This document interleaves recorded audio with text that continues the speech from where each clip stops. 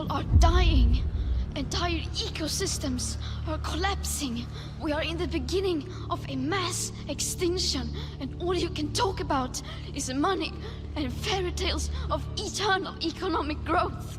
How dare you?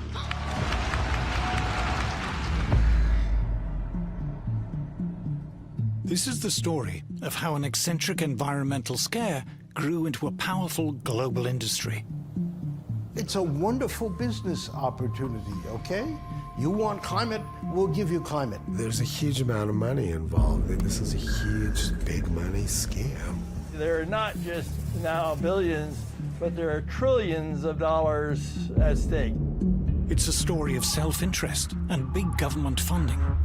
People like me, our careers depend on funding of climate research. This is what I've been doing just about my whole career.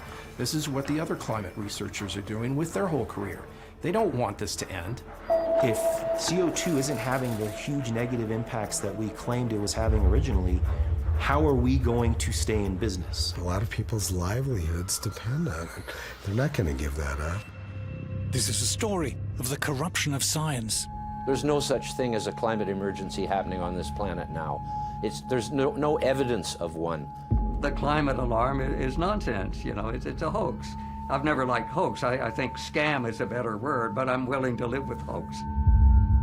It's a story about the bullying and intimidation of anyone who dares to challenge the climate alarm. To speak up against or about climate change in any sort of skeptical way was essentially career suicide. Activists are even calling for any skepticism to be criminalized. It's the story of an assault on individual freedom. It's a wonderful way to increase government power. If there's an existential threat out there that's worldwide, well, you need a powerful worldwide government, you know, to cope with it. We see all these kind of authoritarian measures being adopted in the name of saving the planet. You've suddenly got the population under control all over the world.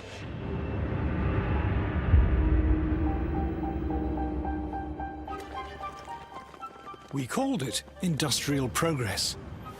Since the Industrial Revolution, the development of free market capitalist mass production has made ever more goods ever more affordable to ever larger numbers of people. Mass production marched hand in hand with mass consumption. In the modern age, ordinary people enjoy a level of prosperity never before achieved in human history. But all the while, we're told we were destroying the planet. Computers have calculated what is in store for us as we produce and consume ever more. The weather will get worse. The planet will boil. We greedy humans must accept limits on our lifestyle.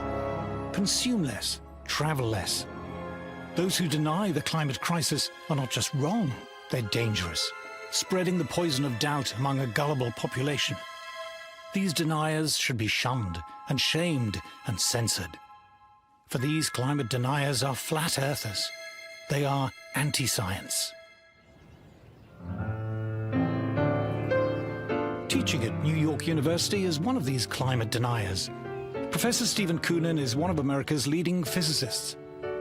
He was a science advisor to President Obama and both vice president and provost of Caltech, one of the most prestigious scientific institutes in the world. I teach climate science to my students at NYU, and I always tell them, check the data or the papers yourself. And they all come out of that course with their eyes wide open. Professor Koonin's best-selling book, Unsettled, argues that mainstream scientific studies, accepted by official agencies, do not support the notion that there is any kind of climate crisis at all. Of course, I've been called a denier. And my response is, tell me what I'm denying, because I'm quoting from you directly from the official UN scientific reports. Dick Lindzen also dismisses the claims of climate alarmists. He's one of the world's leading meteorologists, was professor of meteorology at both Harvard University and MIT, and has served on the UN's Intergovernmental Panel on Climate Change, or IPCC. Even the Intergovernmental Panel on Climate Change, if you go to their section of Group 1, which is the science, they don't support any of these claims. And I assure you, having served on it, it's biased, but you couldn't get any real scientists to agree some of the nonsense that's being promoted. Will Happer is also a denier and is another of America's leading physicists. He has been science advisor to 3 presidents and professor of physics at both Columbia and Princeton University. There's this mischievous idea that's promoted that scientific truth is determined by consensus. In real science, you know, there are always arguments. No science is ever settled. You know, it just is absurd when people say the science of climate is settled. It's not. There's no such thing as settled science, especially climate. Dr. John Clauser is one of the most respected scientists in the world. In 2022, he was awarded the Nobel Prize for Physics. The science that's being done is appallingly bad, in my opinion. There are a large number of scientists who are in violent disagreement. They refer to themselves as skeptics. Since I am no longer worried about losing funding or a job, whatever, I call myself a climate change denier. These very eminent and respected scientists, and others like them, are not flat earthers. They do not deny science. So what's the evidence that has caused them to dismiss the climate alarm as nonsense?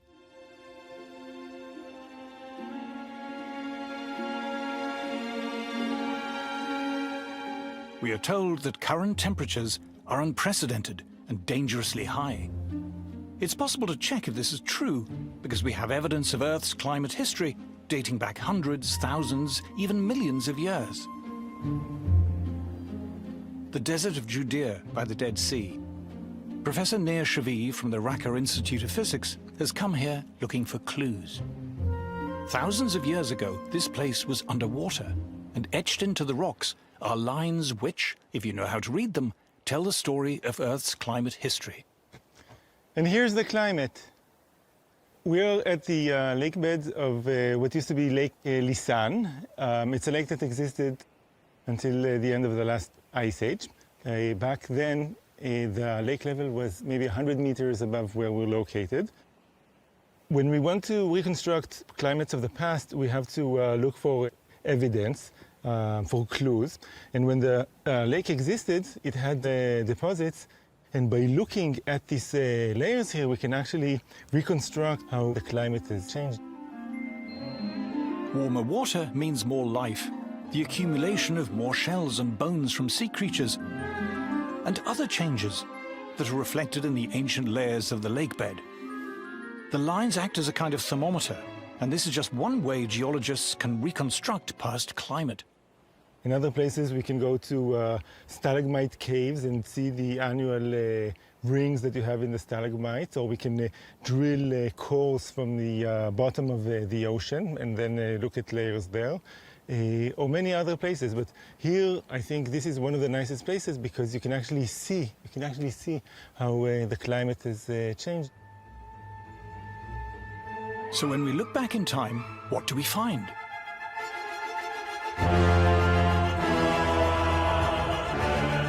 For 200 million years, dinosaurs roamed the Earth. An Earth marked by fertile, dense forests, teeming with life. And at no time during those 200 million years were temperatures as cold as they are today.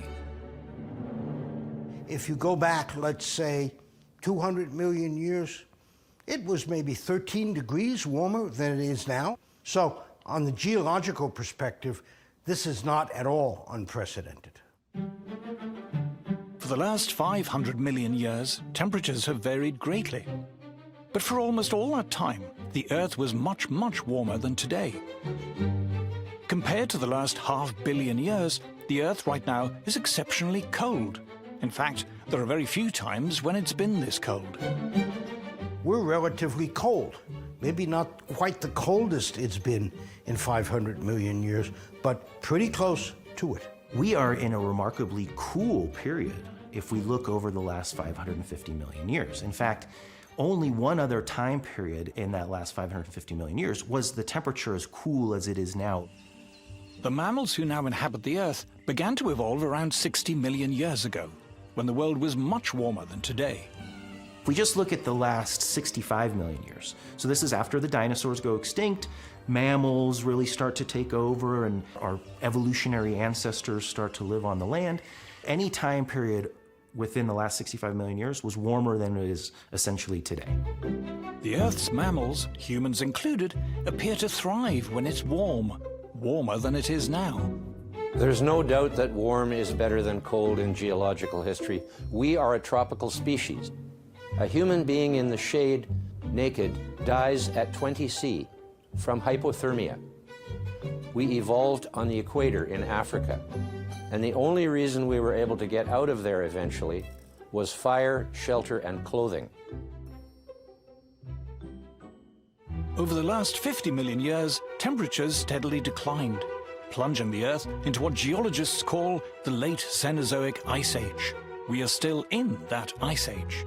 The reason there's all that ice on the poles is because we're in an ice age. Everybody knows that who knows anything about the history of the Earth. This is an ice age. We're at the tail end of a 50 million year cooling period, and they're saying it's too hot. If we zoom in on the past few million years, we see temperatures sinking, and as they do, fluctuating between extremely cold periods and slightly milder periods. The extremely cold periods are called glacial maxima, when the planet is mostly covered in ice. And the slightly less cold are called glacial minima, when there's just ice at the poles. For the past 10,000 years, fortunately, we've been in a slightly less cold glacial minimum, known as the Holocene. With milder weather, humans began to emerge from their caves, and several thousand years ago, we see the rise of the first great civilizations, in a blissful period which, according to many studies, was considerably warmer than today. This is known as the Holocene climate optimum. It was called an optimum because people thought that warmer was better. Since then, temperatures have declined and begun to fluctuate. In Roman times, there was a blissfully warm period, followed by a brutal cold period in the Dark Ages.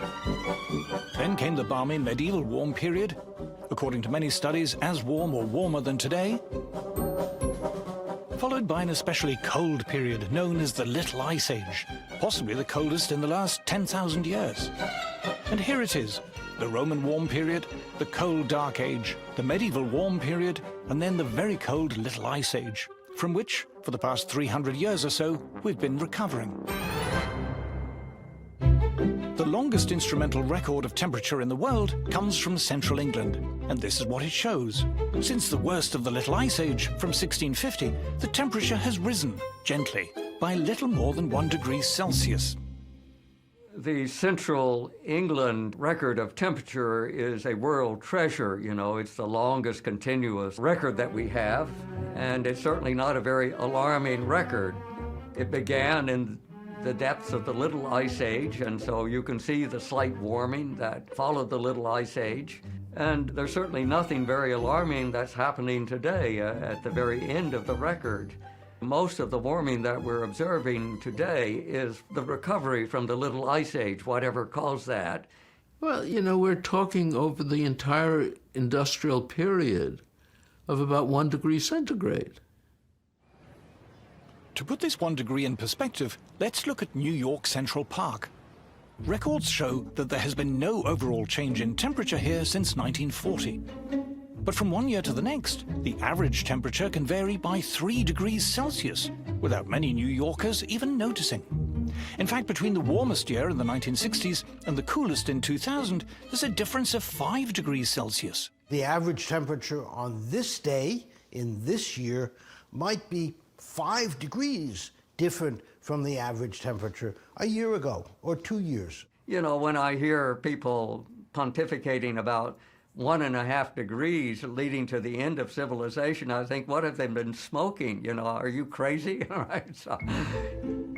According to thermometer readings since 1880, there's been a very mild increase in temperature. Only by stretching the y-axis on this graph is the increase noticeable.